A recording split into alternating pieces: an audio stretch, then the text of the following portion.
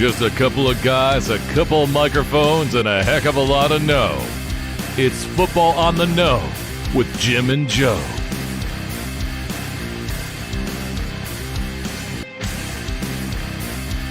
What they say, it's not the X's and the O's, it's the Jimmies and the Joes. All right, what's going on, everybody? Welcome to another episode of Football on the Know. I am Jim McPhee, and alongside of me is Mr. Joe DeCapita. What's going on, Onos? Welcome back for another edition of Football on the Know Show. Let's go. Let's talk some football. Listen, we got a great show for you guys. We got plenty to talk about. I know you're going to be surprised. We still managed to come up with stuff to talk about the NFL, unlike some of the other networks out there. They just can't get it together. Yeah, now they want to talk. I guess it was the Carr brothers that wanted to talk about brother duos now and ranking them all. You want to talk about the Boses and the Watts and the, the Diggs, right? What else is there though after that? I'm like, okay, easy. That list was done. It's done. Exactly. Who has the biggest shoe collection? That's what I want to know. Every NFL fan wants to know that. Yeah, next they're probably going to which corner would be a better wide receiver. You know what I mean? Let's switch what they're doing, see how it goes. It's crazy. It's crazy. If you guys have something like that in the comments too, drop it down in the comments if you want to. We'll be happy to talk about it. If you guys want to discuss it, that's cool. But thank you so much for joining us. If you haven't yet, make sure you guys go to YouTube, hit the subscribe button, Football on the Know Show, hit the notification bell, let you know wherever we go live. And also, don't forget, if you want to take us on the go, you can follow us on Spotify and on Apple and Google Podcasts, too. Wherever you find your podcast, you can just listen to our great golden pipes. Right, Joe? Don't have to see the visualized, right? It sounded pretty fluid. Yes. Nice. The golden pipes. All right, so I want to talk about goldenness. How about the guy who just got the extension here? Darwin James gets the 4-year extension worth $76.5 million on an average $19.1 million per year, Joe. Hits the $29 million, I think, the first year. It's the average, but you got though. What do you think about that? Still got to wait and see how the contract is still broken down. Initial reports, you always go to average per year, it would be this. But then when you actually see the contract and the details of it, and be like, maybe not. It's maybe not that bad, so it might be backloaded or something like that. Right. Well, the thing is, too, it's when it's most guaranteed money for a safety, and then also the biggest contract for a safety right now, highest paid safety in the NFL or of all time. Highest paid all time. All time. So I think it's a little too rich. I mean, safeties typically don't make crazy amounts of money. I mean, and listen, this is gonna hurt the Chargers. This isn't it's a good thing they were able to come to a deal. Obviously, you can't let Darwin James walk out your door or create a problem amongst each other to where he wants out and wants to be traded. So yes, they lock him up. They lock down this deal. They're gonna keep him, and rightfully so. But here's the other thing that could be seen as a negative is because you look at the contracts that they had with J.C. Jackson in free agency, making him the highest paid corner in the league. And then all of a sudden they turn around and they're like, oh, well, we have another guy we got to work on. Well, our safety, Darwin James, needs a contract. Now we're going to make him the highest paid ever at that position. Mm-hmm. So when you start throwing big contracts like this around and them being a very young team, it's only going to become a big problem down the road because in a couple of years, guys like Justin Herbert are going to be knocking on the door saying, hey, I want a new deal. You know what I mean? He's going to command a ton of money because at the trajectory that he's going, he's tearing the league apart right now. So, I mean, you have that. You have also these other younger players that are going to be growing up. And listen, the other thing, too, is they just got another deal done with their other wide receiver there. Big man, Williams. Mm-hmm. So these contracts, they've managed to give, one decent size and then these two major big contracts, and that's just for 3 players. When it comes around where Herbert's going to need a new deal, Austin Eckler's going to need an extension, offensive lineman like Rashawn Slater, yes, he's still in his second year of his rookie deal, but when his contract comes up the next 2 to 3 years, he's going to need a new. So all of this money that you're throwing around right now, it's going to hurt you in the long run. So I just hope that going forward, the Chargers organization and front office are smart enough to know that the next couple of years they're going to have to be careful with how they go about using their finances. Yeah. And it seems like this year, most, I guess, in a while, they're really looking at these contracts and not really holding on to it so much. They're like, these guys are, as long as they show up, and even if he didn't participate in drills, but he showed up, they were like, all right, we're willing to work with you, and then they gave it to him. It doesn't seem like there's so much tension between these guys not at all. this season. Like we've seen in the past with some other guys that want to get paid where, they threaten they're going to hold out or whatever. It seems like especially these secondary guys are really getting their money. But again, Darwin James, I think when he's on the field, he is a big factor for them on defense. But that's the thing, though, when you bring up the fact that how often is he on the field? Last year, still, despite, being injured for his early on in his career. Last year, despite all that, though, still he ranked top 5 in tackles for loss, quarterback hits, and forced fumbles. And he was the only safety with 100-plus tackles, 2 or more sacks, and 5 more tackles for loss. In fact, that's the second time any safety in the league has ever reached those marks in the last 4 seasons. And the last one to do it was Jamal Adams there in 2018. And that's the thing, too, is like, how often is he on the field? Like, he has a bad history of not being there. He missed 2 full years due to injury. And, yes, he's an impactful player when he's playing. But now that you've locked him up and now you've completely agreed to this big-time deal with him, you're married to him. So whether maybe he gets injured a month later or a couple weeks later, maybe you don't even make it to the season. And now he's done for the year again. You still are paying that man his guaranteed money, and you're on the hook with that big contract. So, I mean, if he was most of the time healthy and was always around, and maybe he missed a game here or a game there, okay, fine. But this has got to be a little bit of a concern too, because now you've raised the market in the safety department, and for a guy who has been kind of banged up and injured and out of the lineup quite often. So now the next guy that steps in line, like Simmons from Cincinnati or from the Broncos, all these safeties now are going to command more money than that. They want to be paid all-time high. So this is also going to create a little bit of a problem for other teams. All right, we've got a couple guys in the house. We've got Jeremy Clute in the house with us tonight. And Paul Matty's in the house with us tonight as well. What's going on, Jeremy and Paul? He says, greetings from Playa Linda Beach, Florida, gentlemen. Absolutely. Greetings on the sunny state of Florida. I don't think Darwin James has proven himself enough to get that kind of money, says Jeremy. 2 seasons just isn't enough. Right. And basically that's it. It's about longevity. It's about what have you done for me lately. You hear that term quite often. So, and the guy you think of that he just eclipsed was Minkah Fitzpatrick, which I think has been healthy. He has been all over the field, and really, even when he would play with Miami was good. But then even on that trade to when he went to Pittsburgh has been outstanding for Pittsburgh. Okay. Boom. Silence. Drop the mic. That was a drop the mic moment, maybe. I'm just waiting to get going here. Excellent. All right. So, but yeah, I mean, so there you go. He gets the deal done there. I think most of the consensus says that it's a little bit too much.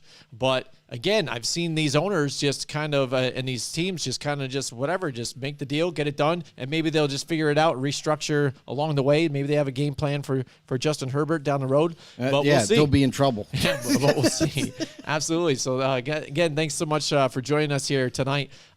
Joe ended up finding an interesting article looking around at some things. And what we like to do, too, is trying to do some different things along the way from what your traditional headlines are going on. Like everybody's talking about now, it's like, oh, Aaron Rodgers, he's upset with, saying the receivers are dropping passes and blah, blah, blah, and, this the crap. Oh, let's hear what the receivers have to say about that now. No, we don't need to do any of that. Well, the funny thing is about Aaron Rodgers, he's been complaining about the receivers. Oh, I know. That's what I'm saying. He's been complaining about that, but now they want to hear their reaction. Like, what do you think about Aaron Rodgers complaining about you? Doesn't matter. Like, really, dude? It's like, we don't want to hear this, like, he said, she said crap. I mean, it's stupid. But Joe found a good article, Joe. They better step up. Yeah. And what was that about here, Joe? What we got here? Oh, so there was an article that stated something about, like, new ideas for new scheduling ideas for the NFL for the upcoming season or maybe even beyond. And a couple of them were interesting. A few of them, it's like, that's not going to fly. And we're going to tell you why, because the first one on the list is Tuesday night games. And I know what you're thinking. You're like, absolutely, let's do it. Every football fan would say that. But there's a couple reasons why. Tuesday night makes a lot of sense because, we have Monday night. Why not extend the weekend a little bit more into Tuesday nights? So we have some Tuesday night football. But the main reason is because it would be great for the NFL to have Friday night games or Saturday night games, but the NFL can't do that until the month of December due to conflict with the college football games that happen on Friday nights and Saturday nights and so forth. So instead of being limited by that, Tuesday nights is wide open. So we all know that it's going to end up make it a short week, but it would be a good idea, to actually extend it. So how the NFL schedulers out there, if you play Thursday night football, right? Obviously you're not going to play Sunday, you know what I mean?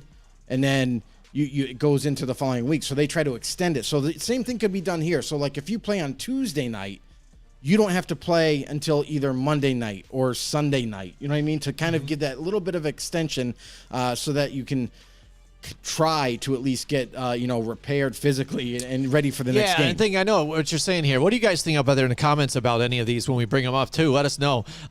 Tuesdays, again, it's getting too crazy because again, what are you going to do when you offset another set of these teams where they end up playing on a Tuesday? It's drawing closer to that weekend. So what? You still maybe then play Sunday night still? I mean, you're shortening up your recovery time, like you said. And for a league that's telling you right now that apparently they care about your health and everything and stuff like that. It seems like despite the what the players have done to make progress to help ensure that they're going to stay healthier, the team or the league year after year creates new opportunities to make money at the expense of players getting injured easily. You know what I mean? And that's the difference in what they did. They've added the other week without an extra bye week. Like I said, if you wanted to add another week, I said give them another bye week. That's an even trade-off. Yep. You get that extra rest week, and you get to play another game. You still make your money on selling those tickets. Yeah, the NFL gets their extra week of revenue. Yep, and revenue. And it favors now everybody. Tuesday again, I mean, I think that's just insane. I think it could be done. I mean, I do think it could be done. And here's the other thing, too, is obviously as a football fan, of course you would want to see more games. But the thing is that's why you don't see Saturday games or Saturday night games until the month of December. Mm-hmm. So this is a way to kind of get around that until you reach December, and then maybe you schedule it, as Saturday games. We've got somebody on Facebook here. For some reason, it's not saying your name, so I'm sorry. It says Facebook user, so if you could, just let us know your name quick unless we check Facebook quick. But you're here, we see, and it increased supply, you'll decrease demand. Thank you, Facebook and user. And it says, no thank you. But with the NFL, does that really the case though? And then that's the thing we've already kind of learned, I think, with the NFL. Oh, it's John. That really doesn't matter. Oh, it's John Turner. Welcome to the show, buddy. There you go. See, what it is maybe Zuckerberg has got his number again, There you go.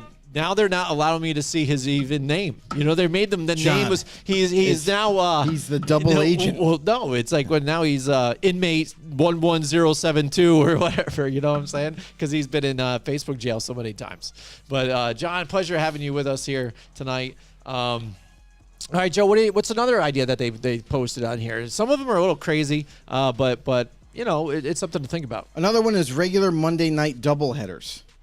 We're going to have the most this year so far. This can work too. I mean, because now you're getting two games out of the way, both on Monday Night Football, which can be arranged. We've seen them do it multiple times already, and that's an easy one to put on the table. You know what I mean? Or I think a lot of people could get behind it for different reasons.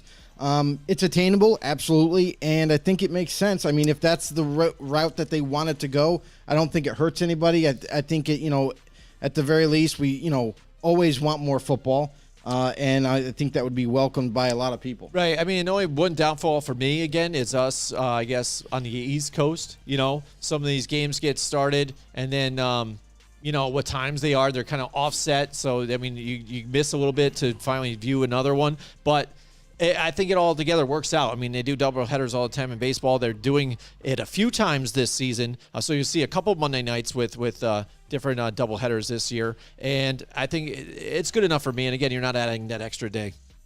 Yeah, I mean, yeah, it works, and just like that's the thing too is like, I understand like what they're trying to do. They're trying to expand like the exposure that you're going to get, or be able to watch more games in certain weekdays. But we got to think about this too. You have Thursday night games, you have Monday night games, and then in the month of December, that's kind of when they can expand the scheduling a little bit more. That's when you start to see more Saturday nights, Saturday games, and everything. So, with it all being said and done, I mean, Tuesday night is kind of pushing it, like you were kind of alluding to, but it's still doable. So I mean, the NFL, would be on board because an extra day of money to come in, you know what I mean, for TV rights. John says Monday Night Football doubleheader would be asking Disney to pay double price since they have the exclusive Monday Night Football deal. That's right, Disney, pay up. Boom. Yeah. Pay your fair share, right, Disney? That's what we hear all the time. I love it. Disney, now you pay your fair share. That's it. How about that? Next, we have another topic here, a 19-week season. And now with more bye weeks. So when you go into, this is the kind of argument that me and Jim had last time when they were talking about extending the season by an extra week. And we're like, okay, we can be down with it, just like we basically said it earlier in the show, is have 2 bye weeks and you can have your 17th week and nothing changes really. The NFL still gets a week more revenue, with TV rights and sales and all that, and the teams still don't play any more weeks than they already have from the previous season. So it seems to work both ways, but they didn't do that.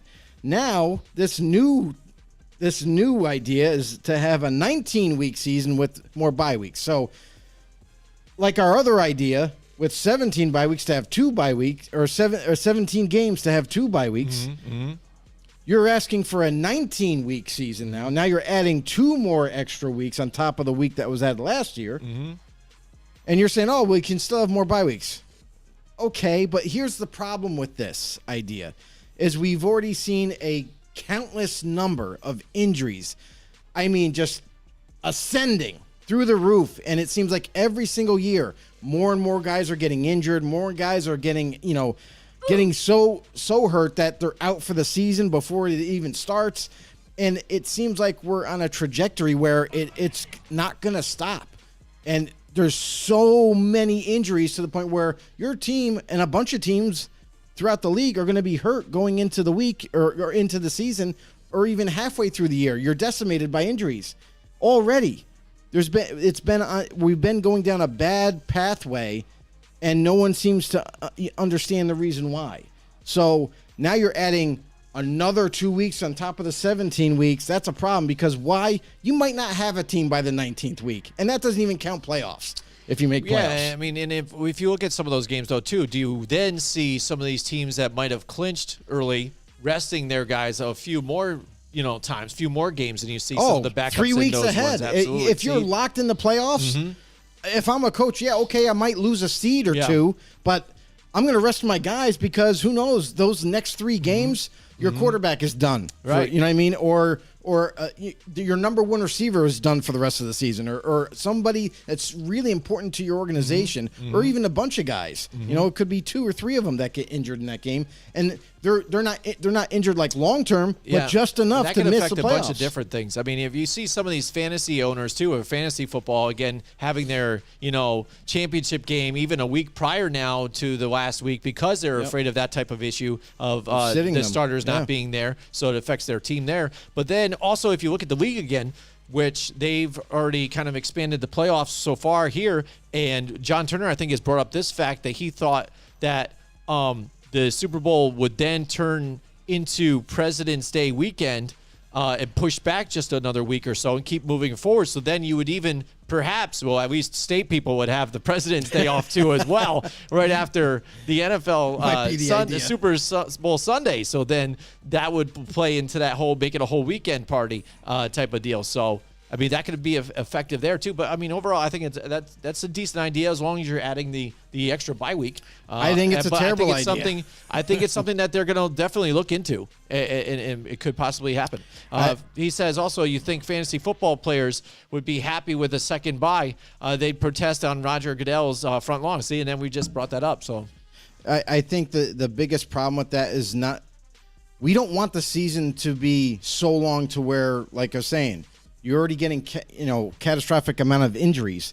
If we're pushing it that much farther, that just means more opportunities to be injured before your playoff teams or maybe a team that sneaks in is kind of limping into the playoffs, and you're not going to have a good product for the postseason. Right. And that's a problem. Yeah, like he's talking about when you have your fantasy team, you kind of, well, sometimes you look at your bye weeks that you have, you're like, well, these are my main starters. If I have to put him in or miss him this week, I'll just plug this guy in real quick. But all of a sudden, if you have to plan for like a 2-week type of deal down this week here, or then further down on this one, it's a little more negotiating and things like that, where you might lose them a few more times now. So I mean, it's a more jumbling. It's part of it. It is, and that's why I don't play fantasy football anymore. It's too frustrating. I don't need this crap. I don't need any more frustration in my life. It's not frustrating I'm at all. already frustrated about the world right now, so I don't need fantasy football on top of it. No big deal. Overblown. Next topic, we got a Super Sunday slate. What does that mean? That's it. This is what it means. So you got the Sunday slate on Sundays. That means all the games that you're going to see that day. So they start at 1 o'clock. You got a game at 4:30 or so. Then you have a night game. That's your slate for Sunday. They're talking about having a Super Sunday slate. Now this is absolutely asinine idea. So by not the on way. Super Bowl day. So no. This is all on Sunday, but they're saying more international games, so you can have a game at 9:30 a.m. You know what I mean? If you're on the East Coast. Yeah. And then, obviously, you'd have the 9:30 game. Then it goes into the 1 o'clock game, which goes into the 4:30 game, which goes into the night game. So you have more games throughout the day. It's football literally all day long and into the night.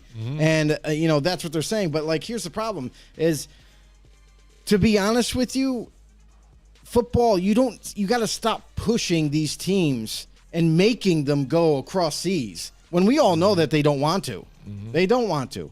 It's a whole big ordeal for an organization to not only plan all this, but also the owner's got to pay all that money to send everybody over there with their equipment. They have to have a certain spot where they can practice and everything all week leading up to the game, and some of them do it differently. Some of them wait till midweek. Like during the season, not even like playoffs. They're talking about that just during the season have a day like that. Well, no, because you're not getting in the playoffs. You're not going to have them overseas. Yeah. I was going to say because that would affect that a lot. But the thing is that's a problem. Like the players are already upset at even traveling that far to play one game, and you got to come right back, and not to mention it affects certain teams. So if you're a team on the West Coast and you got to travel across the U.S. plus across the pond to get to where you need to go, I mean, you got a lot of jet lag going on, and you're one of those teams other than like an East Coast team where like, okay, yeah, it's 10 hours or so, it's a long journey, but still,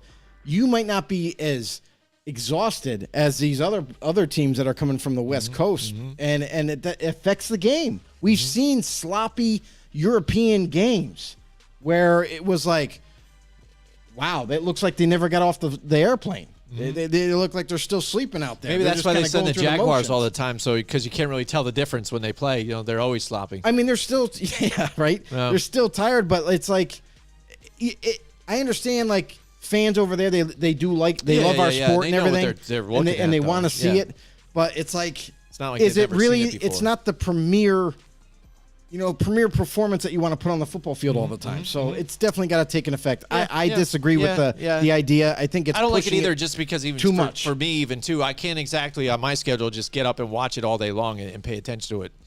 For me, I need to be able to set my schedule aside and be able to watch it when I can. Yeah. So I mean, the next topic that they had is expanding the international series into non-NFL cities.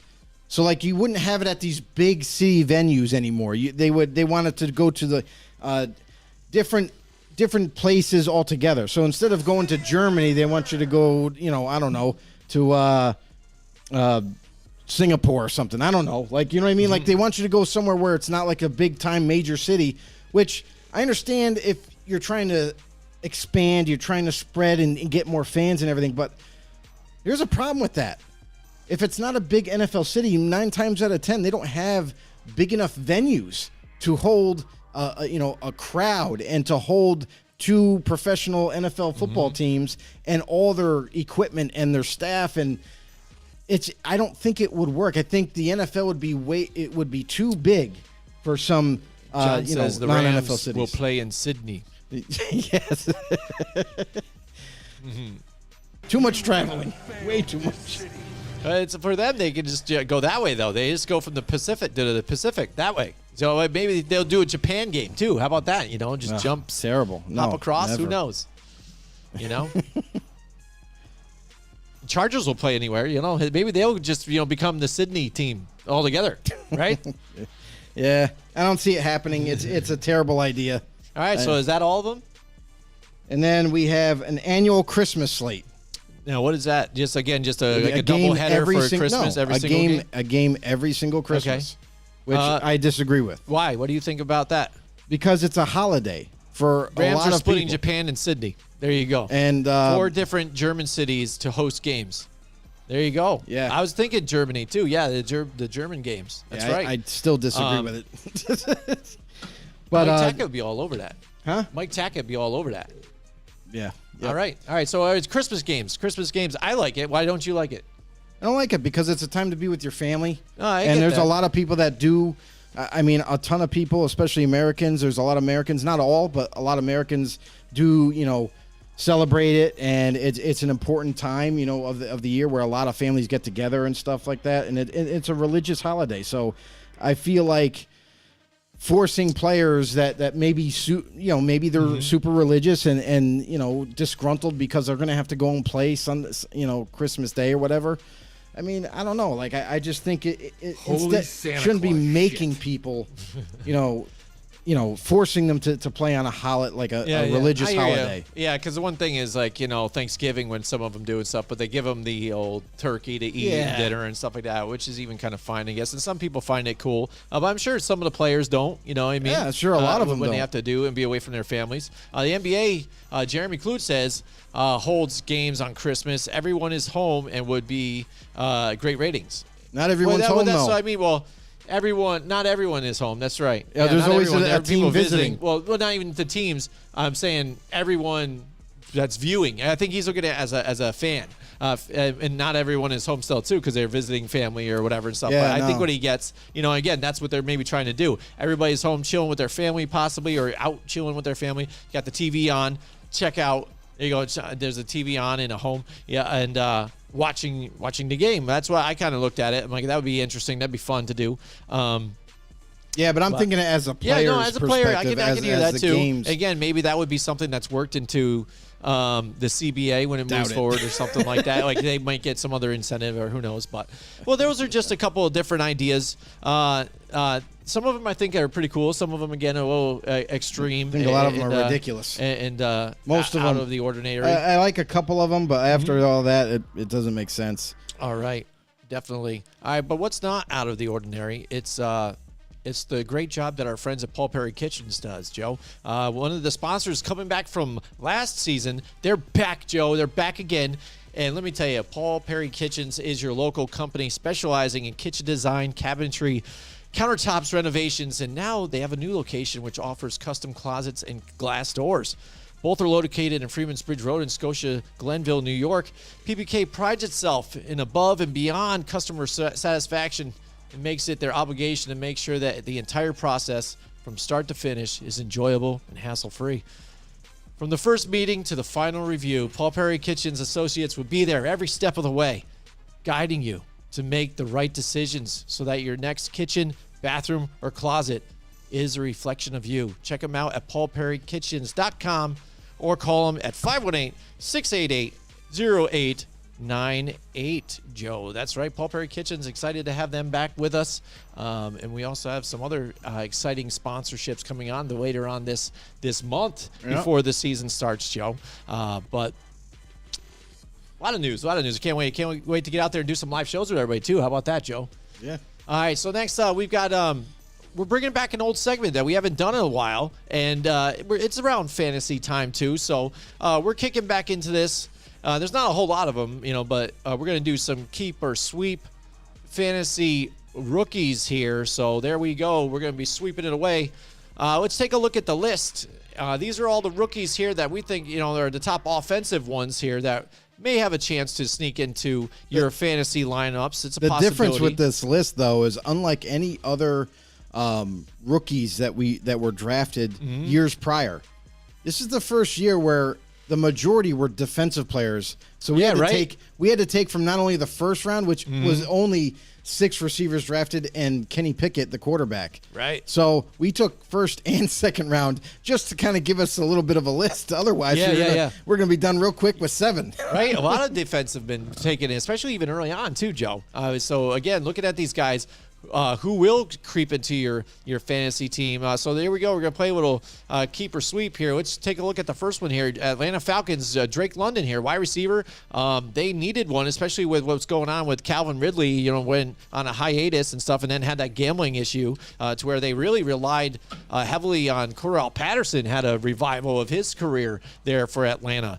So what do you think about Drake London possibly sneaking into some of these people's maybe a sleeper pick? Well, the other thing, too, is Patterson's not even a receiver there. Yeah, He's a running right? back. Yeah, I know. So he had a little change of position, and he's kind of flourished there, as such. So going to Drake London here, this is a rookie coming out. He was heavily seen as a first-round draft pick, a guy with a lot of potential, needed to work on a few things. But if I'm being completely honest, this is going to be a team that was already in desperate need of this position.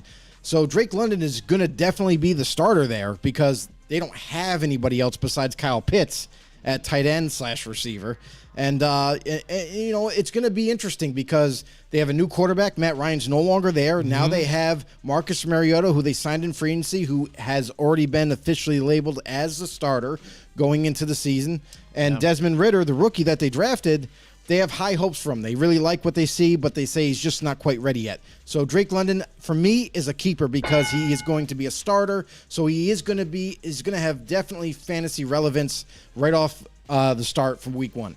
All right. Let's take a look at the list again. New York Jets, Garrett Wilson, again, they were in dire need of a wide receiver, too, as well. Great first-round draft, and even draft altogether for them. So they're looking really excited about this next coming year and really dodged a bullet with Zach Wilson on that injury possibly, too. Everybody looked at it possibly a torn ACL, but then now we know it's just a bone bruise and a meniscus. But, a lot of people were scared because he got carted off the field. It was a non-contact injury, I mean? Yeah, because what happens is when a player gets carted off, it's deemed as pretty serious. You know what I mean? You don't get carted off just because you pull a hamstring. Going with Garrett Wilson now, they needed some help in that area, and they get one of the best, in my opinion, if not the best, coming out in the draft, in Garrett Wilson, who does everything extremely well. So as long as he can get the playbook down, I feel like he's going to be a difference maker for them. He's not going to be elite right away. He's not going to be like the upper echelon of wide receivers his rookie year, but he's going to be impactful at times, and I think it's going to show, every so often. So for Garrett Wilson, to me, he's going to be a starter. He's going to be a keeper for me because whenever you get a starting caliber type of player at any given position in fantasy, you got to go get them. So he has a lot of untapped potential, much like Drake London. And with the current scenario, we've heard that Zach Wilson is coming back between 2 to 4 weeks. That is a sigh of relief for Jet fans and fantasy owners out there. All right, that sounds good. All right, next we got the New Orleans Saints, and they went ahead and got Chris Olave, and a team where last year I think they were with the injury to Michael Thomas. We were kind of struggling to see who might be like that guy, that main wide receiver for them, and it just wasn't there. It was Callaway at times. It was a different performer, like kind of every year, and or every week. And now Jameis Winston, we're still even trying to figure out if he is going to be their true starter moving forward for them. At least not just starter, but is he their franchise guy that they can hang with for a while? I mean, correcting mistakes that he had made back when he was with Tampa Bay. And he looked pretty good when he was out there last year. So can he be effective as a quarterback for these wide receivers and give any of these guys even that kind of value like a Chris Olave. And that's the thing with Jameis Winston. Like, most likely he is going to be deemed the starter. He's been there the longest. He has the most chemistry with everybody, and he already knows kind of what they're going to do on offense. So Andy Dalton up to this point has been learning the playbook, and I think that Winston might be just an edge ahead of him, so he might end up taking that job. But with Chris Olave coming in as a rookie, a team that was in dire straits of needing a wide receiver. They lost Michael Thomas last season. He's back healthy now, so that's going to bolster that receiving core. And on top of it, they grabbed the speedster, Chris Olave from Ohio State. This is something exciting for Saints fans because now they get Thomas back. They get Chris Olave, who was deemed as one of the better receivers to take in the draft. And they've already seen flashes already at camp of Chris Olave just hitting the gas pedal and flying by everybody and catching these bombs in the end zone. So a lot of excitement in Saints camp behind Chris Olave. So he's going to be starting. There's no reason why not to think that he's shown flashes. So for me, he's definitely a keeper in fantasy. But just like all these other rookies, he's another potential type of guy that you might have that you might want to take not so early, because I know that the tendency for a lot of fantasy owners is they get excited and they're like, I love this kid, I want him, and they end up taking him in the third round or something, or second round, a little bit too early for them, because you really don't know what you're getting in terms of a player on the football field. John Turner says C.J. Stroud is going to the Saints next year, reuniting with Olave.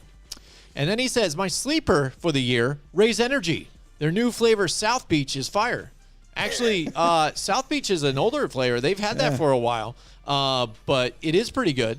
Appreciate and there you it go. If you haven't yet, go to repsports.com, Raise Energy, hit the promo code, or type in the promo code, Raise Them Up, RAZEMUP. That is our specific promo code. That could save you some cash next time you get some South Beach there, John Turner. Yeah, you save 15% off there, buddy. Yeah, there you go. I am drinking the berries and cream. This is a newer flavor. That's semi. It's semi-new. Like, it's still, if you think about it, it's like, early, like, because they within come out a year. Yeah, and that's the thing, is they come out with a lot of different flavors all the time. I mean, I saw a new one. I went on the website recently just to kind of browse and see what else they got. They had one that was like a iced tea one. Oh yeah, that's right. And I was like, ooh, that sounds good. But this Raise company, they're absolutely amazing. It's one of the healthier energy drinks that you can drink. No dyes. It's got electrolytes, amino acids, all kinds of great stuff for you, and keeps you energetic without the crash. So no BS. This stuff is legit. Thank you for that extra plug there, John Turner. We appreciate it. Next up, who we got here? We've got the Detroit Lions and Jamison Williams here again, who's in the draft. His stock kind of fell a little bit due to injury and stuff, but look at the Detroit Lions go ahead and snag him up, and now we're looking at that Lions team, especially now we get to see them through Hard Knocks in a different light. We love their head coach and the energy that they're bringing, and you've got the quarterback there too. So he would love a lot of weapons there for him, because they didn't have so many last year. Well, the offense is looking really good. The problem is that their defense is kind of lacking still. Like, they've had a good draft this past draft. They got a lot of defensive help, but they're still not there yet. So offensive side, it looks like they're more ready to take on teams, but defense is still going to be a little bit lacking. So you got to take that into consideration. Jamison Williams, I think, if he was healthy, I'll put it this way.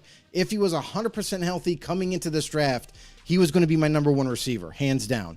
The guy has everything you need in a receiver, much like Garrett Wilson, but he's a little faster than Garrett. So I think the world of Jameis Williams, but the problem is when he may or may not even be ready for week one.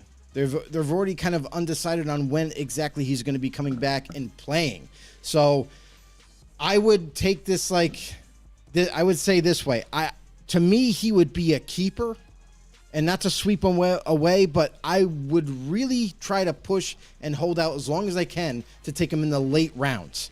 When you're like the last 4 or 5 rounds, and maybe pull the trigger on him then. When you're drafting depth, and you get value pick maybe later on. And if you really like him, take him in the later rounds, last 4 or 5 rounds, and That way you can kind of stash him on your bench, and then when he comes back and he's ready and he's playing, you can kind of assess to see where he is, and if he's making an impact, then you can put him in your lineup.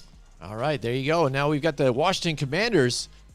I actually got it right this time. All right, the Good job, Jahan buddy. Dodson Proud of here, you. wide receiver for them. But that's kind of a loaded wide receiver core right there. So what do you think about this guy here by cracking somebody's fantasy Jahan team? Dodson has been doing great in camp, and he's been kind of really impressing coaches with his route running ability. The one knock on him coming out of college was that he didn't have as consistent hands at times. Like, yes, he has good hands, but it seems like you seem to see him in college make all these difficult catches with no problem. But then it was like a lot of the easy ones where he was more wide open. It seemed like he would drop those, maybe lack of focus or whatever. But he's going to correct that, I feel like, in the NFL. So with better coaching, with him to kind of concentrate, don't have to worry about school anymore, just concentrate on football, I think he's going to make him a better player. And I think he's going to be inserted into the starting lineup on week 1. I think he's done enough in camp to show the Commanders that he is ready to go and he wants to prove himself, has a little bit of a chip on his shoulder. So I like Jahan Dodson. I liked him out of college, and I'm going to keep him as well. I think, you also got to remember that because these guys are rookies, they're not proven. Right, we don't know right. how good or how bad they're going to end up being. So try to, kind of tamper expectations when you go into your draft. Right. And that's when we bring up these keep and sweep fantasies. You see, they're fantasy rookies. So, again, the rookies, some of them you can maybe bank on, again, depending on quarterback or even position, or even the wide receiving group that's there. Are they going to be able to even see the field as much? Who's throwing to them, things like that. How effective will they be? So, again, you got to kind of gauge it with the way you're planning out your team with your draft altogether. And if they're theirs, later rounds, again, you got your depth, you got spots, in your bench. Throw one out there. See what happens. He might be a nice keeper for you out there. So, all right, next we've got the Tennessee Titans and Treylon Burks here, wide receiver for them. And again, they made that trade during the draft, which was kind of crazy. That blew everybody away during the draft here. But they go and now fill in another wide receiver spot to where they had that vacancy. And Treylon Burks, Joe, now tied together here with Ryan Tannehill. What do you think about him and his chances? Yeah, I mean, everybody kind of saw what was happening, right? A.J. Brown all of a sudden gets traded to the Eagles. Yeah. And everyone's like, wait, who they trade? They traded A.J.? Mm-hmm. Wow. Now they have no receivers. So it's like no Julio Jones because he left for free agency, now a Tampa Bay Buck. And all of a sudden you trade away your best commodity on offense besides Derrick Henry. Oh, my God. I mean, so you knew that with the pick that they were going to have, it had to be receiver. Yeah, right. And they fell in love with Treylon Burks. The thing with Treylon Burks, coming out of college is like he's seen as a very similar body type and receiver as a Deebo Samuel. So a guy that he ran in college. He also played receiver in college. He played both. So that's what I feel like Tennessee was looking at. They're like, oh, he's got a sturdy body. He's physical. He's, impressive. He can run the ball. Maybe we can do some trick plays with him. So they go ahead and they fell in love with Treylon Burks. He's not the fastest guy, but he does run really great routes, has great hands. So I hope, I wish the best for him, but you're going to a team now that just has you as a rookie. So I really don't know. I think I'm going to sweep on Burks, but not because of his potential, but because of his surrounding, cast around him. I do like Robert Woods. He's a veteran receiver. He's also there. That's going to help him out. But Burks, I'm just not 100% sure how he's going to work out in the NFL because he may at times have trouble getting separation. And that's kind of one thing that I have a concern of. So for me, he's going to be a sweep for me. Don't hate me. I do like Burks, but I just don't know with this Titans offense because they do run a lot. That's the other thing too, is, since they run a lot and stuff, I don't know if he's going to get the opportunities to be as much of an impact player. There you go. Now we've got the Green Bay Packers and Christian Watson here, wide receiver, to where, again, now Aaron Rodgers came out and saying, these wide receivers, keep running the wrong routes, making mistakes and things like that. They have to get their stuff together. What does that mean for Christian Watson here? Not only just running the wrong routes, but also dropping the football. Yeah. So Christian Watson was, the highly touted, big-time 6'4", chiseled muscle, type of wide receiver that he is. and had speed to burn on top of it. So it's like that combination you don't normally find, and the Packers were thrilled to get him. However, get down on your knees and there is a problem. The problem is him coming out of college, he's not a very good route runner, and he does have inconsistent hands at times. So, and this is what Aaron Rodgers is alluding to. The one guy that I would almost kind of have above Christian Watson. I know Watson's still a rookie, but for me, I'm just going to say right now, I'm going to sweep on Watson because we don't know where he's going to be placed on this roster. I mean, you look at the Packers right now, and they're absolutely loving Allen Lazard right now. They're thinking that he could be a number one receiver for them. Rodgers, it's one of his favorite targets. He's comfortable with him. And then you have another rookie by the name of Romeo Doubs, who is kind of lighting up training camp right now, is more impressive than Christian Watson or Watkins. So that being said, I just think that, maybe Doubs might be so impressive that he leapfrogs, Watkins, and then, who knows? Like maybe he doesn't even get to play at all this year. You know what I mean? There's a possibility that happens. Now I think the Packers are going to push him to get him into the lineup, obviously, get him some reps and stuff like that. Next up, we've got for the New York Jets, they go out and get Breece Hall there early in the draft, too, which was a nice steal for them, too, on top of this. So, last year they had Carter there in the backfield again, but, it was good at times here, but not really impressive enough. Like, again, to have Breece Hall there, Fulton where they was, it was a great pickup for them. So now you got to think that it's got to be their guy here. Absolutely. I mean, you don't take the guy with your high second round pick and he's not going to get any playing time. Michael Carter, I was against that pick from day one when they made it, and you saw. I mean, I understand he was a rookie, but he didn't look like he had it. You know what I mean? Like usually when you see a running back, and even in his rookie year, you could see some sense of a burst or some sense of great ball carrying vision and all that. Like all these different attributes that running backs have. Much like a Le'Veon Bell who has patience in his runs and stuff like that. And that's kind of what leads to these bigger chunk plays. So Carter didn't have that. He didn't have that it factor. So Breece Hall, to me, has that it factor. He's a guy that can do everything extremely well. He can catch the ball in the backfield. He can block for you. He can run routes. He can run and make people miss. He can also truck people. So Breece Hall coming in, yes, he's going to need a little bit of development just like any other rookie. However, for me, he's a keeper, and I think he's going to be the starter week one, hands down. Not even close. Boom. There you go. Yeah. That's good, especially with the thinning lines, I guess, of running backs in these for the fantasy drafts these days. It's kind of harder because a lot of these teams are going that dual back type of setup. So for a team that needs to be solely on one kind of running back, you really got to get them early, or then start thinking about switching to what good wide receiver you might need here to draft early in that first round. Yeah, because when you look at it, there's a few teams that still do that featured back, style, right? Like Tennessee with Derrick Henry, a lot of the bigger names. Like even if you go to Cleveland, where they have two really good running backs, Nick Chubb and Kareem Hunt, you know that Nick Chubb is going to get the bulk of the load. So maybe keep an eye on that too to see who's getting more involved in the offense or what have you. Because even though there's that running back by committee approach, there's still always one of the three or one of the two that are going to get the bulk of the touches. And talk about a team that likes to run the ball and do it well. We got Kenneth Walker here, the third running back for the Seattle Seahawks, where we just got to see Chris Carson walk away from the game too. So they were definitely ready for a new running back here. So what do you think about his chances here, Joe? Yeah, and that's the thing too is like I'm going to be honest with you. Breece Hall I had as my number 2 back. I had Kenneth Walker the third as my number 1 back. And the reason for that is because it's opinion based. And I like guys that are a little bit more brolicker at running back, guys that can kind of run right through you and keep going, like a Marshawn Lynch-esque type of back. So Kenneth Walker, I see that in him. And I see a guy, he can make you miss, he can run through you, he can do everything extremely well.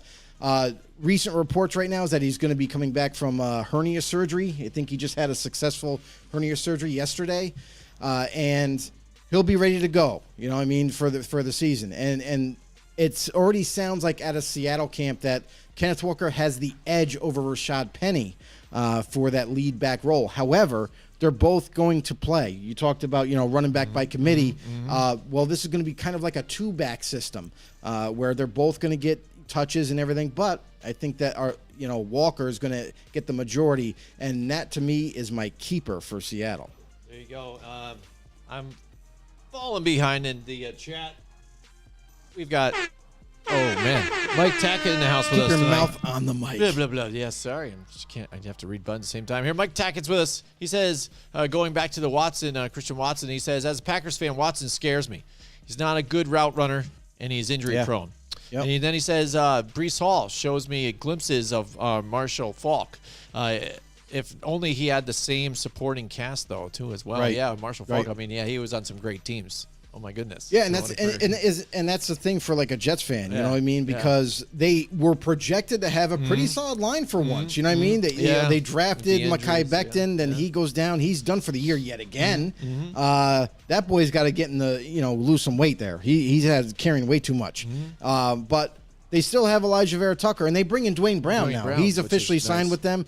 But I'm kind of wondering what they're going to do with Dwayne Brown. Like I would hope that they're not going to try to switch him to right tackle. He's going to come in at left, but now you still have a void at right, with the loss of Mekhi Becton. So with that loss, like there's other veteran free agents that are still out there that you can kind of plug and play for your team, and maybe it won't be a lost cause yet for the Jets. So we'll wait and see if the Jets actually do that and kind of fill that hole there. But I mean, they would have to, right? Now that they know that Zach Wilson, they got good news on him. He is coming back. He is going to be their quarterback. Now it's like, now you should get on the phone and start calling some of these veteran free agents to replace what you lost there at right tackle. Yeah, absolutely. All right, let's move on now to the New York Giants, and they have Wan'Dale Robinson, which that's probably one of the positive kind of glimpses we've heard from camp up here in New York here from the Giants camp. Besides that, it's looking pretty grim in what we've seen even over the preseason so far. Again, offense not working so good, and to where everybody's questioning Daniel Jones and what's going on there because now Tyrod Taylor's put some more reps in with the first team. But again, what do you think of Wan'Dale Robinson, Joe? Wan'Dale Robinson, he was one of my sleepers coming into the draft. I do like the kid.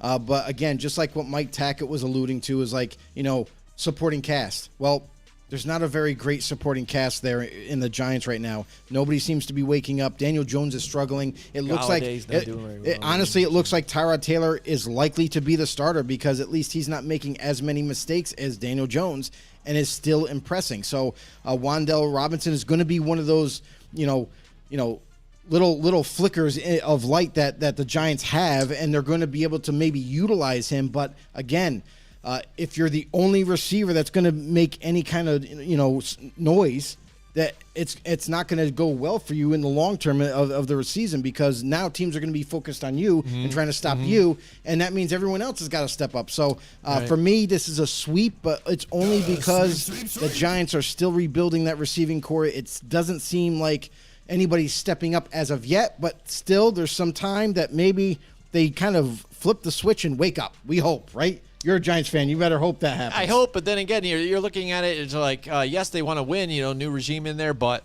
again, next year's quarterbacks we're looking forward to maybe, You're definitely, not maybe, you're definitely looking. Maybe we want to, we're not going to tank, but I think our draft position we would like to keep fairly. I don't think you're going to tank. High, so, No, maybe you're not gonna we can tank. get some of those good guys. But here we go. Next, we've got the Houston Texans and John Mechie Jr., or not John Mechie III, rather, wide receiver here. So what do you think about that with the Houston Texans?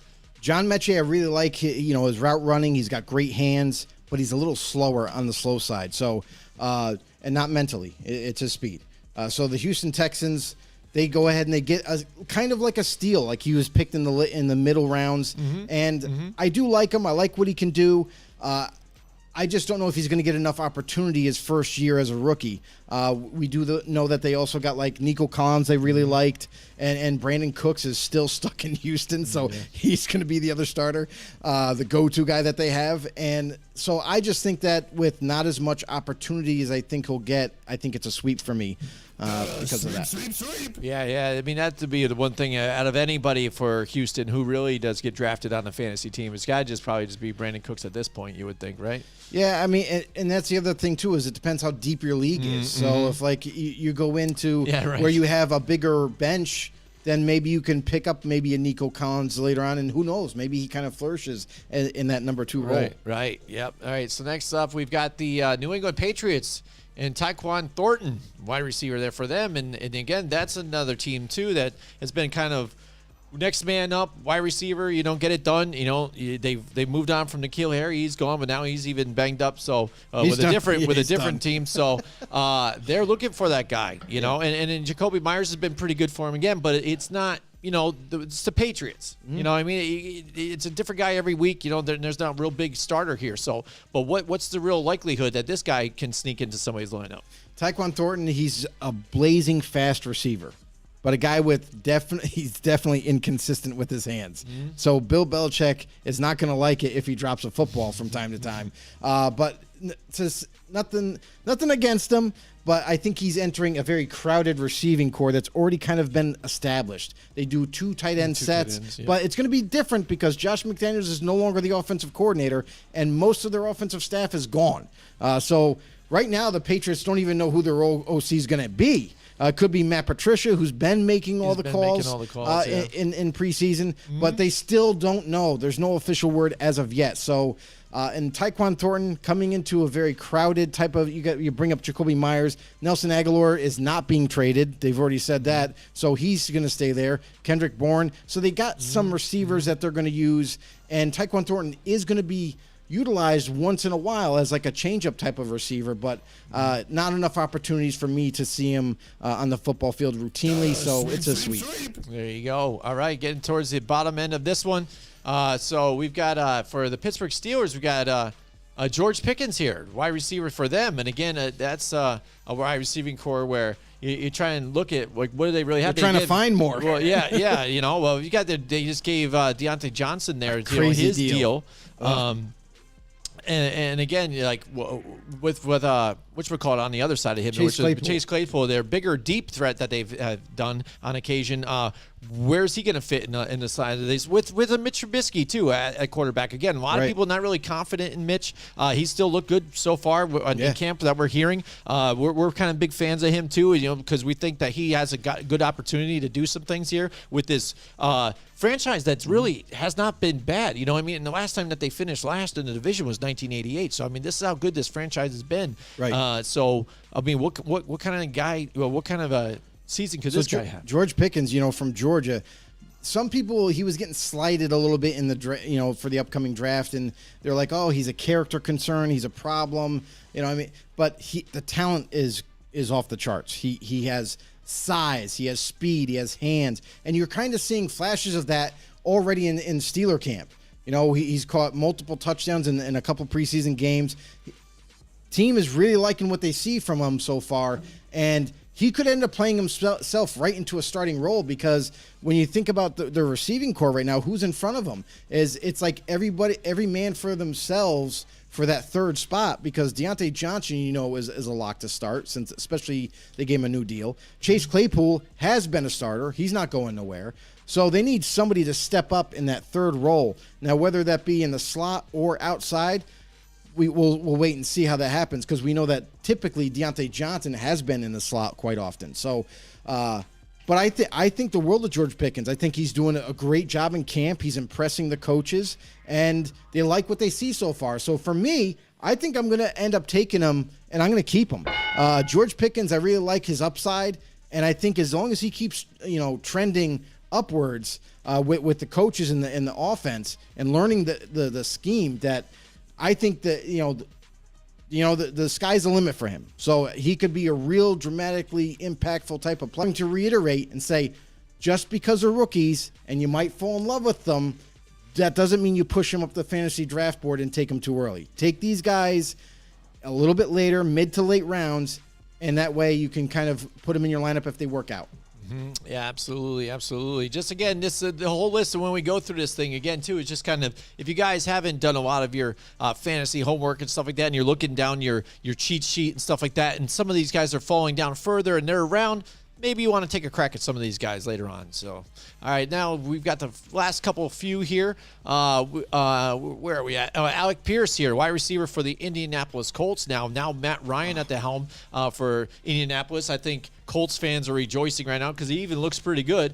But he's really getting along with these wide receivers too, Joe. Really having a grand old time there. I mean, when you have a good quarterback like Matt Ryan, it doesn't take much to get the chemistry going. I mean, let's face it. Like, I know Matt Ryan is taking a lot of criticism when he was in Atlanta and stuff like that. Yeah, okay. Some people blame him for losing the Super Bowl. Some people blame him for losing some games in that thing, throwing too many picks or what have you. But the guy's done a lot of really good stuff, too, on the football field that people kind of overlook.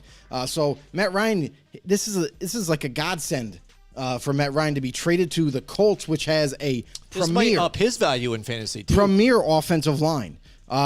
He also gets to throw to Michael Pittman Jr., who is on the rise.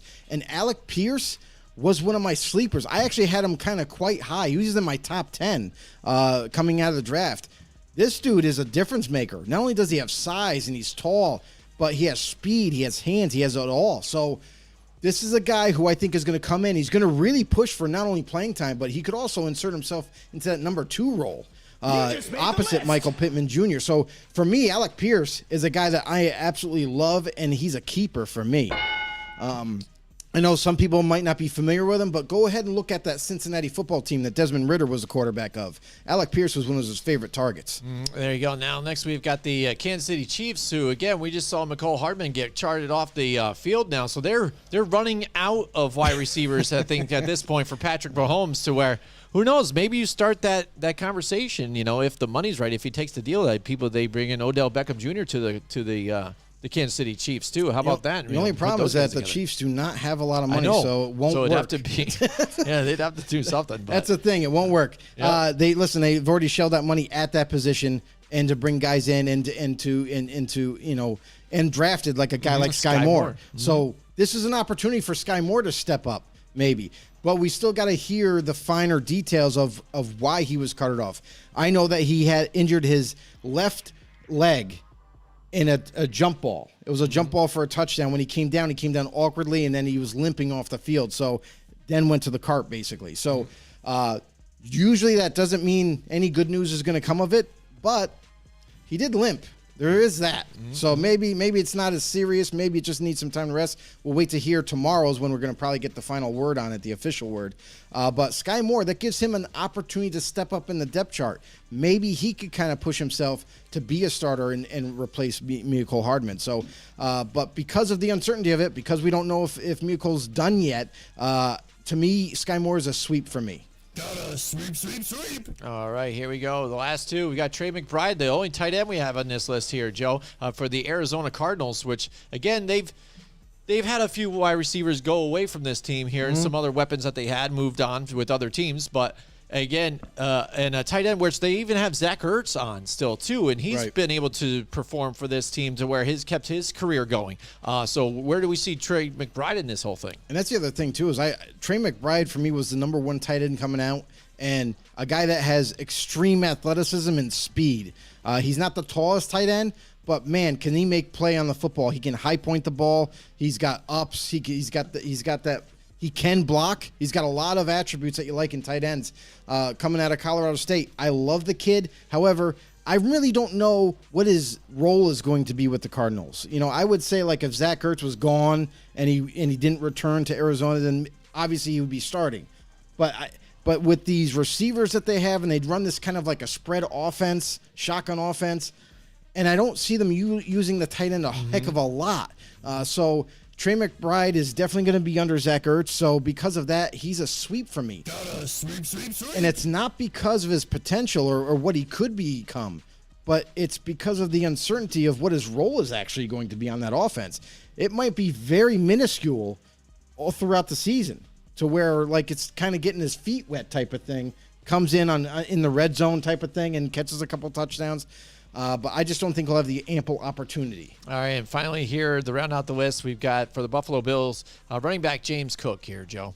James Cook, a guy that a lot of people liked, and, people are going to say, oh, Dalvin Cook. Yeah, he's related to him, believe it or not. Yes, they both share like very, very eerily the same measurements, in terms of size. They both are fast and physical type of running back. So James Cook now with the Buffalo Bills, this team I see as a running back by committee approach. They got a lot of backs there.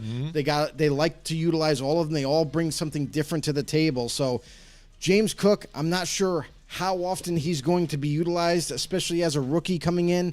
But he has impressed some of the Buffalo staff. But I just don't like running back by committee approaches. So to me, he's a very late draft pick if you're going to take him. But for me, he's a sweep because of opportunity on the football field. All right, there you go. Fantasy rookies. So again, if you're looking around at your list at the end, you see some of you guys popping up, maybe they're an opportunity to take a look at these guys. So there you go. That's our fantasy rookies. Keep or sweep. All right. We love the keep or sweep segment with Joe. We haven't done that one in a while. And I know it's been nice a while to get back to it. But absolutely. I hope you guys are enjoying the show out there. Thanks so much for joining us. If you haven't yet, join our group, Facebook group, Football on the Know Show. Give us a like on our page, Football on the Know, /Jim and Joe. Go to YouTube and also hit the notification bell, whenever we go live on YouTube, and hit the subscribe button. Drop a comment, too. What do you think about the show? Whether you like it, you don't, whatever, different things, topics you want us to talk about, too. Let us know there. And also, look for us on Spotify, too, as well, and everywhere you can get your audio versions of the show. So, all right. I want to tell you guys also about our sponsor that returned. We have Paul Perry Kitchens that's back with us, but also Colorize, Joe. Colorize, the paint professionals. And they have 3 locations currently still in Clifton Park, Niskayuna, and Queensbury. I kept it a secret, but I'm going to let everybody know now that the new store is popping up soon around here in the capital region. It's going to be near Hudson Valley in Troy, in the East Greenbush, Troy area. That's right. So you guys are getting a Colorize near us right now, too. So I don't have to go up to Niskayuna, Clifton Park, or Queensbury. Queensbury is pretty up there. So I love to go into those shows, but now I'll be able to have one right here, Joe, 8 minutes away from my house. Colorize, the paint professionals. They are a Benjamin Moore dealer, but you know what? They don't just specialize in that.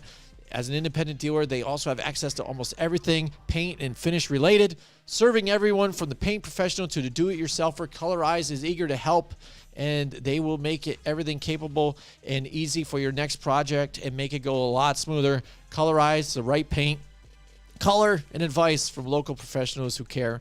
mycolorize.com, or check out any of those locations. So, all right, Joe, it's that time of year. We're starting our pick segment a little early here, but we like to get into it, the next couple weeks, spread it out a little bit. But this year, as we're growing our Godzilla Media family here as we go, we're going to include some of their takes on this one too. That's as right. Well. So not only are we going to give you our predictions for the NFC and AFC North, but we're going to give you what some of our guys here who have shows here for Godzilla Media, what they pick. So here we go, Joe. Let's look at the AFC's first pick here. Let's look at these guys. Let's see what they have here. So we have Sean Martin, Brian Cady, and Tom Gozlowski, Goz himself of Godzilla Media. So this is what the picks they have for the AFC North. So it looks like that Sean Martin and Brian Cady on the same page, that they've got the Baltimore Ravens at top, the Bengals. And then they see the Steelers moving up, and now that the Cleveland Browns there finishing last. Now, Goz has just got those last two swapped, but they really like the Baltimore Ravens to take the division. They do, all three of them. And even though the Bengals went there to the Super Bowl last season, and the fact that you think that maybe they're just not sure about what's going on with the Deshaun Watson situation here, that it really is affecting how they're looking at the Cleveland Browns here.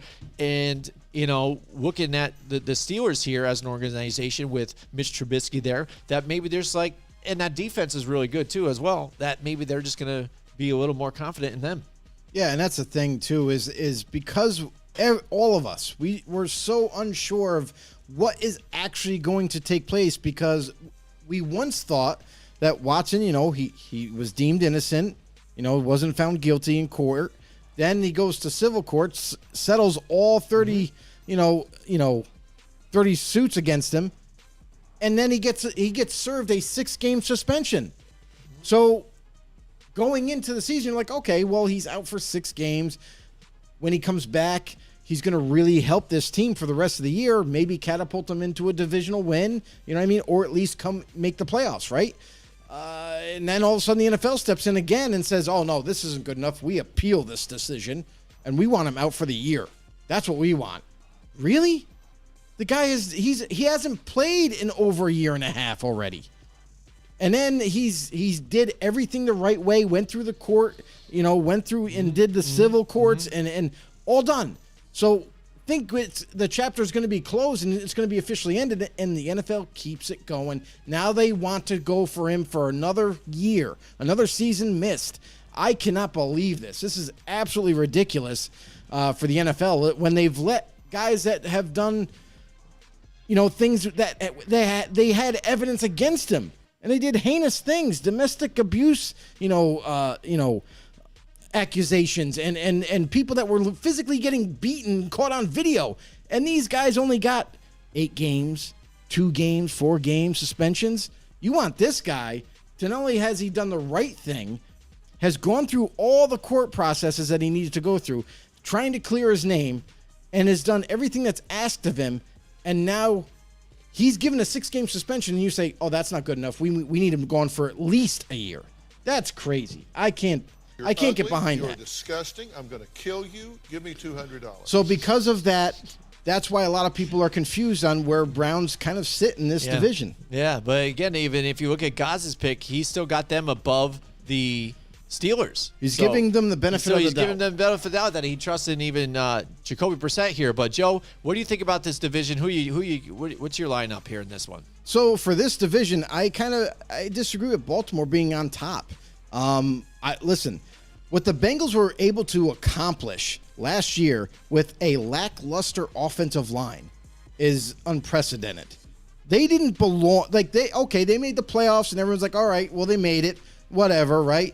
They're not going to go any farther than, maybe round 1, maybe round. No, are you kidding me? This team made it all the way to the big dance, and that's impressive for what they were able to do, and they were missing some players. I mean, especially that offensive line was terrible, absolutely terrible, and they were competitive the whole time. So now what did they do? They addressed the weakness. Their biggest weakness was offensive line last year. They went out and they traded for an offensive lineman. They signed 2 other big-time veteran free agents that are going to come in right away, plug-and-play players, along with their draft picks, and that's a lockdown O-line now. I mean, good. You're not going to get to Joe Burrow very often now, and that's dangerous because with that receiving core, with that newly revamped offensive line, and Joe Mixon in the backfield, wow, they're going to put up a lot of points. And then their defense was good last year, and they got even better this year. So I love where the Bengals are really headed. So for me, Bengals number 1. Baltimore's got a lot to prove to me, and it's not Baltimore as the whole team. They got a really good defense. They're another team that has kind of like revamped their offensive line and has improved that. But the receiving core is very unproven. Devin Duvernay and Rashad Bateman are the guys that are going to be starters, and Rashad Bateman was out last year. So technically he's still a rookie. And Devin Duvernay hasn't even really been given too many opportunities to show what he could do. So, and Lamar Jackson, if you remember, down the stretch last season was struggling big time and throwing a ton of picks. So until he kind of corrects that and gets back, where he was as a quarterback, that to me is a little concerning, so that's why I have Baltimore second.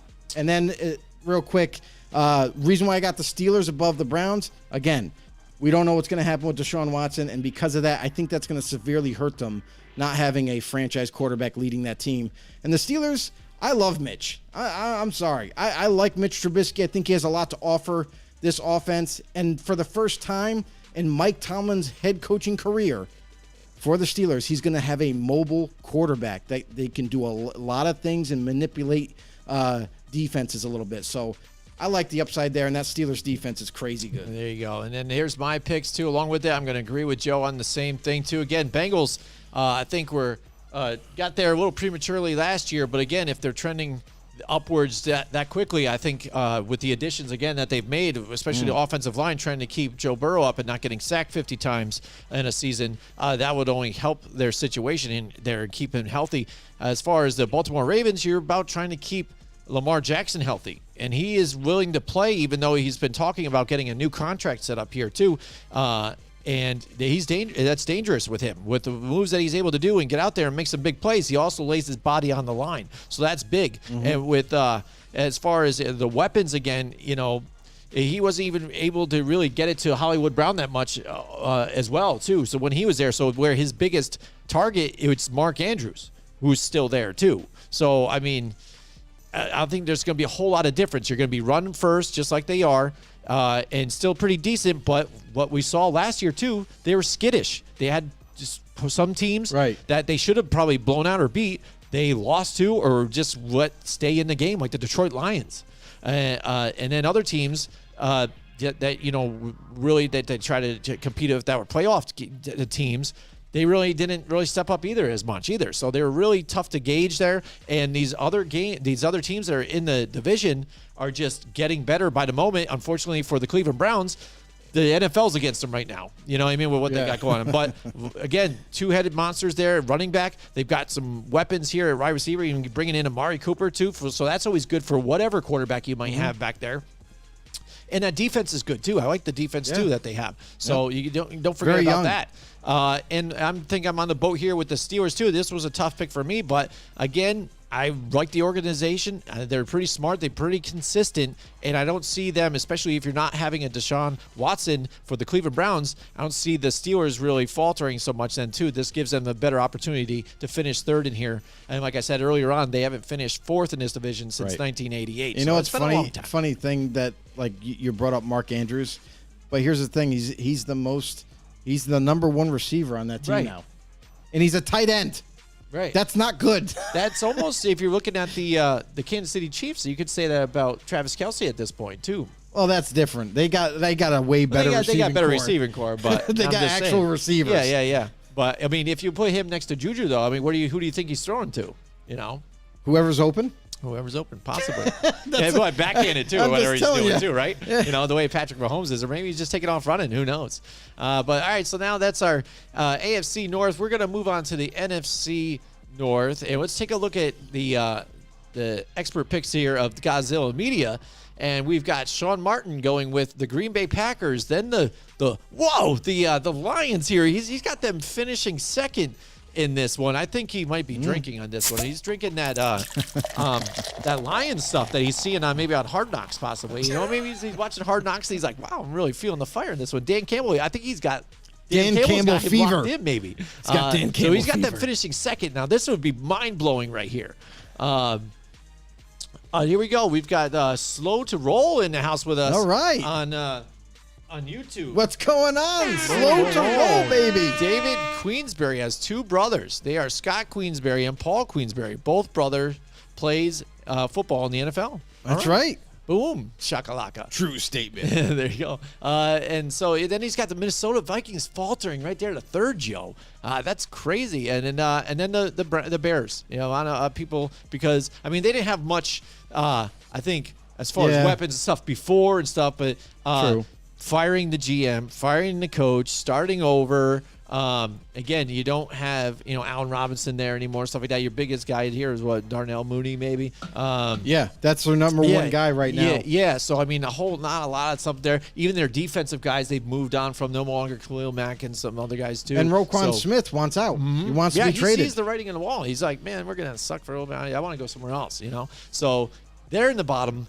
But, then if you look at Brian Katie's again, quick, he's got the Minnesota Vikings now overtaking the Green Bay Packers now. Does he see some of this in the whole Aaron Rodgers not trusting the wide receivers there, not having that nice Devontae Adams there? And then Gaz has got it the way it's kind of been in this division, except for the swap of, I think the Bears have been on top, but now because of the resetting the clock here and starting over, they're down at the bottom of the division. But he's feeling the Lions there at third. Yeah, I mean, here's the thing: is that this division, there's really two teams that are going to be pushing for the division. It's been Packers and Minnesota, and it's always been that way.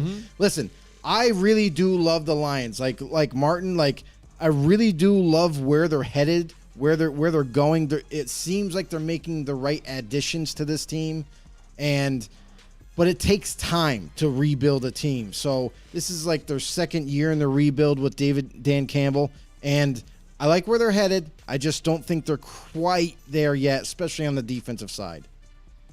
Yeah. Yeah, I mean, and that's the thing. I mean, that team's kind of gone through a bunch of different transitions, and I think that the timer is starting to run out possibly on them. All right, now Joe, what do you got here now for the NFC? Let's go take a look at your picks here. Well, it's pretty similar, but it's just same as guys. Green Bay I have number 1 because here's the thing: is you talk about consistency. Offensive coaching staff hasn't changed. They got Rodgers. They managed to sign that big time contract, keep him there. But here's the thing: is Alan Lazard, still a veteran receiver, still there. He's going to be the number 1 guy for them. So nothing is going to be crazy, changes along the way. Like they really like Romeo Doubs, his potential. Christian, Watkins, he's still got things to work on. But they have other veteran receivers that are still on that roster that Rodgers will trust. And I think they'll get on the same page by week 1. This is a very well-run organization. Their defense is pretty good, especially with everyone being healthy again. Jair Alexander, he was done for last season. He's coming back at corner. So they got a lot to work with. And they got these young pass rushers that are tenacious. So I think they're going to be A-okay. You know what I mean? They got their running backs. They got the complete team. That's why I got them at the number 1 spot. Vikings, still not sure, how consistent can Kirk Cousins be? We've seen him be inconsistent. It's troubling a little bit, and their defense has kind of faltered a little bit, especially last year. They're not that strong Viking defense that we normally see. So because of that, that's why I got them kind of slipping and staying in the 2nd spot. Lions, I got them rising up above the Bears for a couple of reasons. One, like I said before, I like the additions they've made. They got a very young team, a hungry team, and they play extremely hard for Campbell, no matter what. We saw, surprisingly, I was shocked how well they played last year. I thought they were going to be dead last and be the laughing stock, but they really proved me wrong. Chicago, on the other hand, they've just lost way too much in terms of personnel. Allen Robinson is gone. He's a Ram now. James Daniels, who's seen as one of the best guards in football, he left. That's a huge loss, especially on an offensive line that you needed help in. And you just don't have impactful receiving core. There's nothing there for the young quarterback to work with. I think this is going to be one of those struggling type of years for Chicago, and that's why I got them last. Absolutely, and that's the thing, and it stinks for somebody like Justin Fields to have to go through that early. But again, I love him too. I think he could become really something special for them. But now that you don't really have a rock solid line, who is he going to throw to at this point? Darnell Mooney can't do everything. He's going to get double teamed now. So. Man, it sucks. I hear you too as well. And here, look at my picks. I think we went exactly the same again. The last 2 was kind of tough again, but I was weighing it out. Right. Again, I feel bad for the Justin Fields too, just because there's not a whole lot there for them, like you said. And we're on the turning around. They're trying to restart, get going. Meanwhile, the Lions did that last year. So that's why they hit their reboost last year. They still have Jared Goff there too. Again, they drafted wide receiver, and they have other familiar weapons there too as well. So and again, like you said, they're really behind this head coach. They play hard. Like I said, they were in a tight game with the Baltimore Ravens last year. So you saw them. They never, even at the end of the season, they had a chance to try and play spoiler for some of these other teams too. They won some good games, and he got everybody fired up to where he's crying in the locker room and stuff. So everybody's behind him. He's one of the most genuine coaches that really does care and love his players, like everybody, and you can see it. And that's how you get people to buy in. I mean, you think of a coach that was not really similar. He's very small, Dick Vermeil, right? And he cried a lot. Like he showed his emotion right out in the open. So he really cared for his players. Dan Campbell is like that hard-nosed type of former player, now coach, but he still loves his team so much. He had a speech this week in his camp, and he was like kind of just saying, like, basically he was like, I love all you guys. Listen, if you worked hard for me, we're going to get farther as a football team. And this is not verbatim, by the way, but I'm just kind of, generalizing. And then he went on to say, like, listen, if I catch you guys on the sideline looking up at the sky, playing with your shoestrings, not paying attention to your teammates and the plays and what we're trying to do here, I'm going to lose my shit. I'm going to lose my shit on you. And he's like, then he just took a big sigh of relief and he goes, okay, we're good. It's almost like he channeled his inner. Like, now we good. You understand that now? Now I've got that off my chest. There you go. He's and this is what players respond to. You know what I mean? A guy that's he's really there for them. You know what I mean? He's not trying to sugarcoat anything. Again, and now if you look at the rest of my list too, you've got the Green Bay Packers at top again. Minnesota.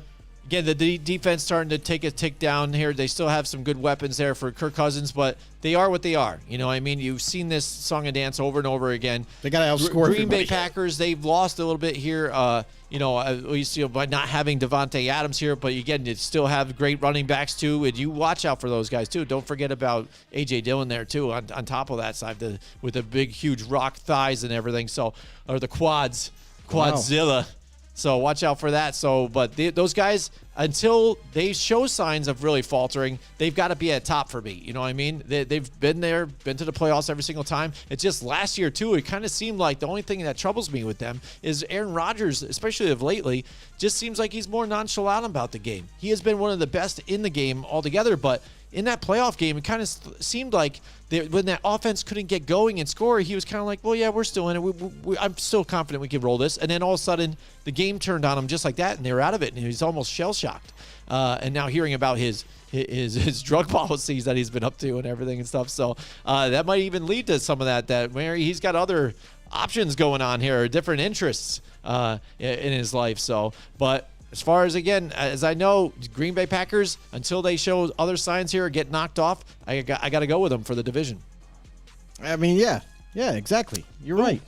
That's how I feel. There you go. What he said. So there you go. So that's our I don't know what AFC else to say. And NFC North picks right there. Godzilla Media, they joined us here as well again. Listen, all I got to say is if you made it this far in the show, we really, really love you. Ooh, that's all I know. We definitely do. Because this is, we do long shows sometimes. Yeah, we do. And we like to talk to you guys out there. We kept it under 2 hours, though, still. Listen, if you know anybody, just saying, if you happen to have a friend or a family member or anybody that's interested in football talk and they want to be interactive, well, this is the best damn interactive football talk show you can have.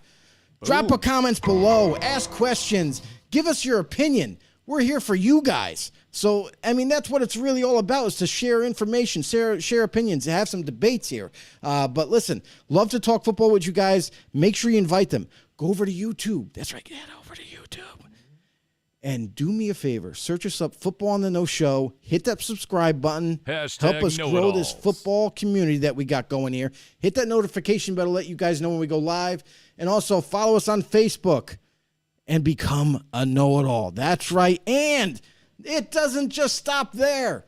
We are everywhere. We're even anywhere you can get your podcasts, and we're also on Spotify video as well. So make sure you give us a follow along, and if you want to be more interactive, head over to Facebook or YouTube and become a know-it-all. Join us next week. Absolutely. Jeremy Clute says he's still out there with us, too. Clute's still here. He's seen it to the end.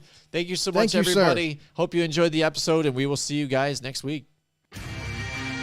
Join us next week from 8 till 10 Wednesday night for more Football on the No with Jim and Joe.